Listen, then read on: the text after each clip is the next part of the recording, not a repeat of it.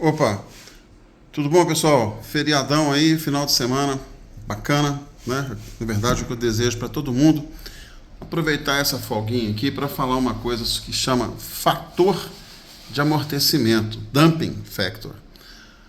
O que acontece? Quando você liga um alto-falante na saída do amplificador, a corrente elétrica faz o cone mover, certo? E vocês já estão vendo aqui o que acontece quando o alto-falante move ao contrário. O que é isso? O amplificador joga o alto-falante para frente. Olha o que aconteceu com o ponteiro aqui, ó. Eu joguei o alto-falante para frente ao ponteiro. Gerou uma corrente ao contrário, né? Agora, o amplificador joga o alto-falante para frente. O que acontece depois? Ele volta. Olha a hora que ele volta, ó. Vou jogar para frente, soltar. Entendeu? Ele gera uma corrente contrária. Não chega bem a ser a força contra a eletromotriz, não, que é um outro parâmetro interessante de magnetismo, campo magnético. Mas o que acontece? Ele está gerando uma força, então, contra, né? Ou se você faz isso aqui, ó, você está gerando, ou seja, a corrente elétrica gera um movimento, mas o movimento também gera corrente elétrica. Ao contrário, toda ação tem uma reação. A física, que não é responsável por isso, não, mas é uma analogia boa. Então, a capacidade do amplificador, isso atrapalha o amplificador. Você pega um power, né, um amplificador, isso aqui é um Nakamichi, que está aqui por um motivo que eu vou explicar para vocês. Maravilha de aparelho. Tá? E o que acontece? Da mesma forma, essa corrente que volta aqui do alto-falante, quando ela está ligada aqui na saída, ela tende a conflitar com a corrente que está querendo sair. Então você tem uma forma de onda saindo, mas você tem outra forma de onda, um eco, né, um rebote da forma elétrico voltando para o amplificador. A capacidade do amplificador de ser imune a isso, tá, de não sofrer essa interferência, se chama damping factor, ou fator de amortecimento. Então está aqui, ó, fator de amortecimento, 40. Tá? Isso é uma proporção elétrica que a pessoa fala. Então vamos lá. E, em geral, quanto menos potente o amplificador, menor esse fator de damping, até porque ele vai gerar menos corrente para frente para sofrer o rebote. Tá bom? O rebote é proporcional ao que você jogou, né? Então, o Model 80, fator de amortecimento, 40. Model 120, fator de amortecimento, 60. Melhorzinho. O Model 160, que é um circuito muito parecido com o 120, tem um fator também de 60.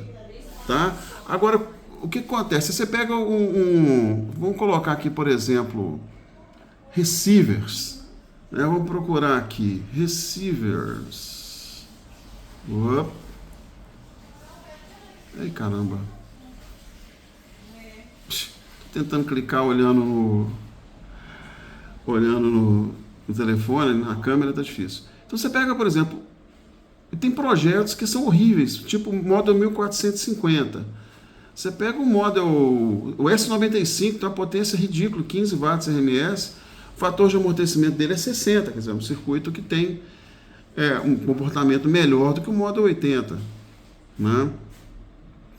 E o Model 1200 e o Model 1300 vão ter um fator de amortecimento de 60 também, que é razoável, né, para o preço que era e tal. O Model 1300 a mesma coisa que o 60, tá? E isso também, olha a pegadinha, né? A 1 kHz, quer dizer, se você jogar numa frequência mais baixa, a excursão do cone vai ser maior. Então o rebote vai ser maior. Aí eles jogam lá, fazem esse cálculo com 1 kHz, porque a excursão de um tweeter é mínima, tá? Mas tudo bem, vamos lá.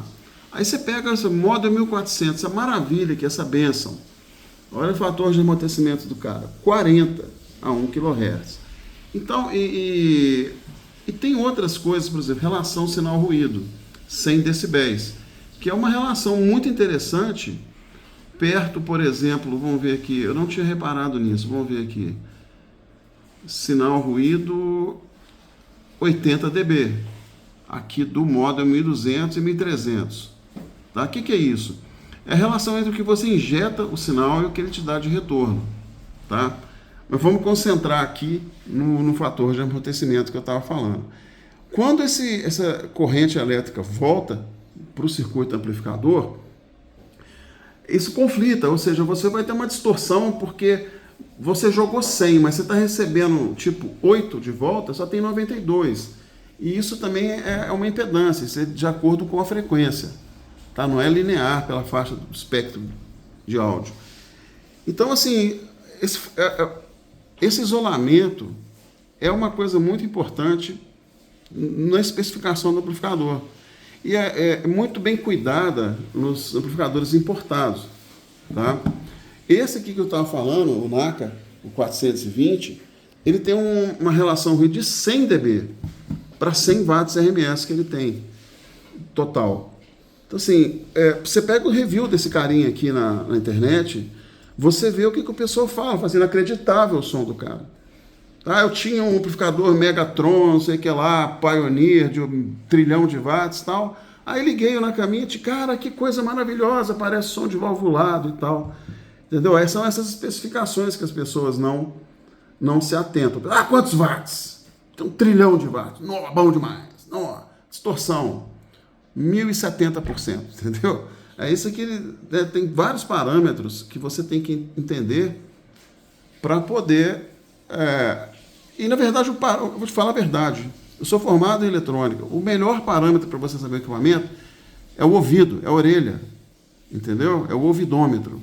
Então, você põe ele ali na mesma caixa de som e tal, vê o som que isso vai te dar, que você vai entender.